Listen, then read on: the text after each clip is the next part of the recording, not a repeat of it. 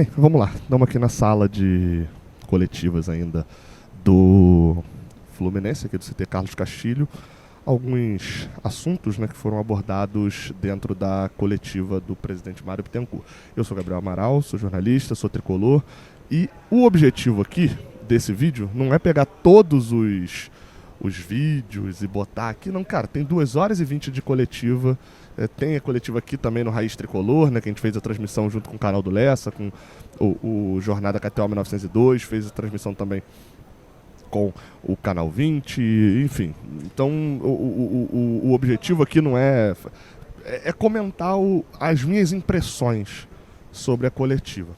Às 7 da noite, no Jornada, vai ter alguns pontos ali também que a gente vai debater, porque numa coletiva de 2 horas e 20, obviamente, você tem muita coisa descartável, né?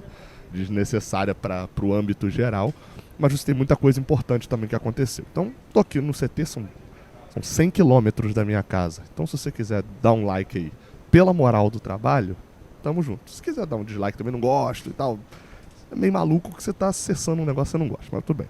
Vamos lá. Cara, primeira impressão, assim, a coletiva, de fato, ela pode se resumir o desejo de fazer essa coletiva do Mário Bittencourt nas 2 primeiras perguntas. São quase 30 minutos, só as 2 respostas dele no início, acho que mais de 30 minutos até, que são 2 justificativas que ele queria dar, basicamente, assim, muito claramente. Ele queria justificar a situação da saída do Diniz, como uma situação que ele definiu mais especificamente como o motivo da demissão, num determinado momento da coletiva. Performance, resultado e ambiente. A gente precisava modificar alguma coisa. Foi a declaração do próprio Mário Bittencourt. Com performance, ele falou até em um determinado momento, ele foi perguntado sobre o que estava dando errado e ele deu 3 justificativas que ele falou que já encontrou. São justificativas já dadas desde o início do ano pelo próprio Diniz, né? Que o início do ano afetou a questão de voltar cedo do Mundial, a questão de ter um mês a menos de preparação, né, por escolha do Fluminense para poder jogar a Recopa, e por lesões não musculares, lesões que teve esse azar ali, ele citou a do André, por exemplo, e que o time nunca teve completo. Mas a performance entrou como uma situação de demissão de Fernando Diniz porque o time não rendia, mesmo sem o time estar completo, a avaliação era que o time era para estar jogando melhor. Os resultados falam por si só, né? O Fluminense é a lanterna do Brasileirão, e também a questão do ambiente. Aí ele está falando o quê? Do ambiente aqui dentro, confusão? Não. O ambiente criado no geral. E aí, uma coisa que o Mário me pareceu bastante assim nessa coletiva, e ele me parecia estar brifado para isso, né? Não sei se o termo é tão comum assim para todo mundo que não trabalha nessa área, mas já vir com um setup ele definido, uma lógica definida, que era não entrar em confronto. A gente viu por várias vezes ele falando: não estou criticando, não estou falando, não estou respondendo. Era essa a lógica. Inclusive pedindo ao torcedor num determinado momento, falando que o time precisava de ajuda e que no jogo contra o Vitória não dava tempo, mas vai ter promoção de ingresso para o jogo contra o Inter na outra semana, independente dos resultados e tal. Então, assim, me parecia uma coletiva que tinha esse primeiro olhar. Demitimos o Diniz porque a situação está complicada e nós precisamos melhorar a performance e os resultados. E isso foi a causa da troca do Diniz. O ambiente, a gente conta com vocês. Acho que foi mais nesse sentido. E a segunda era do quem vem pela frente. Era outra pergunta que também claramente ele queria responder no início. Deu uma resposta de 15 minutos, depois deu outra resposta de 16 minutos quando falou do Odair. Não falando do Odair em 15 desses 16. Enfim, então ele chega a comentar que é sobre o Marcão. Boa parte que ele fala sobre o Marcão eu concordo, vocês já me viram aqui falar no canal, falando da questão dos resultados, o Marcão falando por si só, de como treinamento, etc. E uma coisa que ele citou que me chamou muita atenção, e que eu sempre falo, a primeira coisa que o Marcão vai fazer é que você vai ver o jogador tendo mais liberdade. E é isso é uma coisa do trabalho do Marcão no Fluminense. E tem um detalhe que ele citou, que, por exemplo, Marcão dá treino para os não relacionados, às vezes, no dia do jogo. Sabe o que acontece quando você é um cara que faz isso, você é um auxiliar permanente? Você sabe que o não relacionado tá puto porque a chance que ele teve foi jogando pela direita. E ele joga melhor pela esquerda e ele não vai falar isso pro treinador. Porque você não reclama tudo pro teu patrão, por exemplo. Mas o Marcão é amigo. E aí, às vezes, a galera usa isso para poder criticar, né? Fala, o amigão da galera, o Marcão é amigo. Nesse ponto, o Marcão é amigo.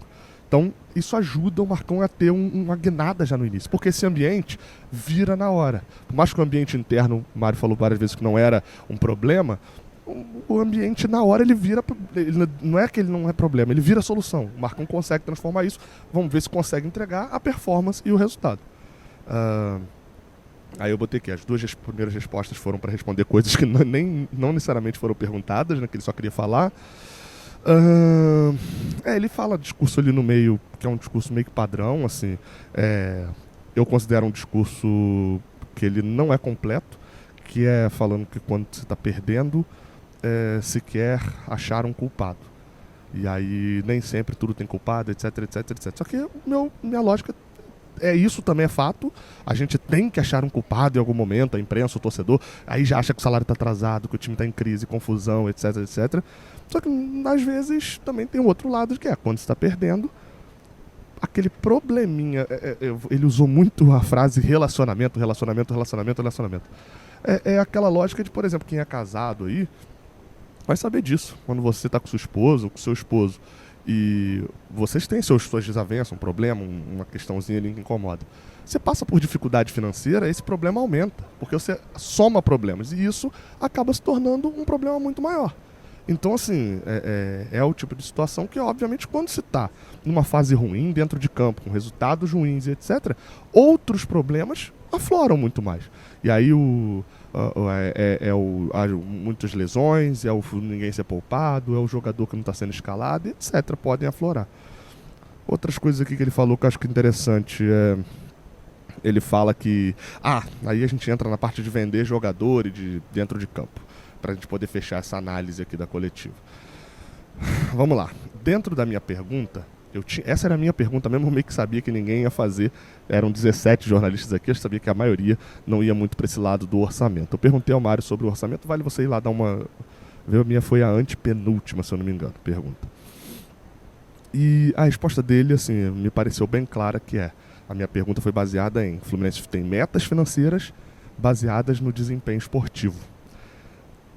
Se o desempenho esportivo não bater, porque a gente está lá com metas para chegar em quinto no Brasileirão.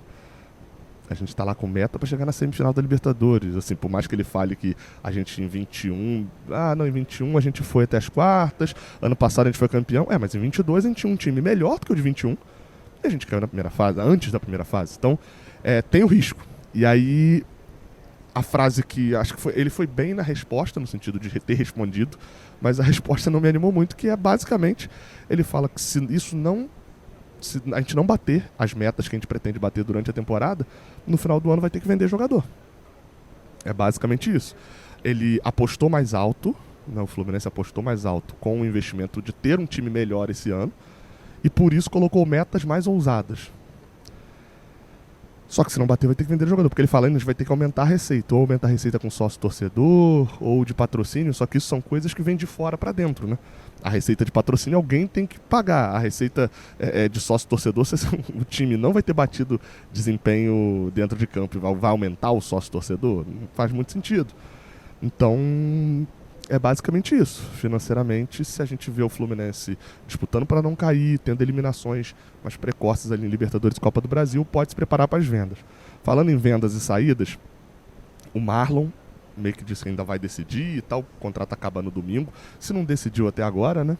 Ou a renovação já está assinada, a gente sabe, as coisas não se decidem assim de um dia para o outro. Ele falou do John Arias, que ele usou o termo acreditamos que vai chegar uma proposta para ele. E confirmou aquela proposta que teve do Zenit, que o jogador preferiu não ir para a Rússia, mas deixou meio claro que se chegar uma proposta que não for tão agradável para o Fluminense, mas for muito do desejo do Arias, ele usou o termo o desejo do jogador prevalece. Segundo ele também, sobre a montagem do elenco e contratações agora do meio do ano, uma das coisas que ele falou foi que eles replicaram a lógica desse ano, do ano passado, de 2022 principalmente, onde tinha um time muito de operários, talvez dá para chamar assim, alguns garotos, e para 22 eles mudaram a lógica, trazendo jogadores que são experientes e vencedores. Isso agregou um time bom em 22, 23, mas se você parar para reparar, os jogadores mais jovens e que davam esse vigor físico de 22, 23 saíram, e em 24 não chegaram nenhum para substituir. E aí ele fala, basicamente vai ter que mudar a rota, né? Passaram muito tempo demais na lógica só de trazer jogadores vencedores e não tiveram. Para 2024 ficou só os vencedores e mais veteranos. Ficaram poucos jogadores desses que são os operários da bola, né? Pela minha definição aqui.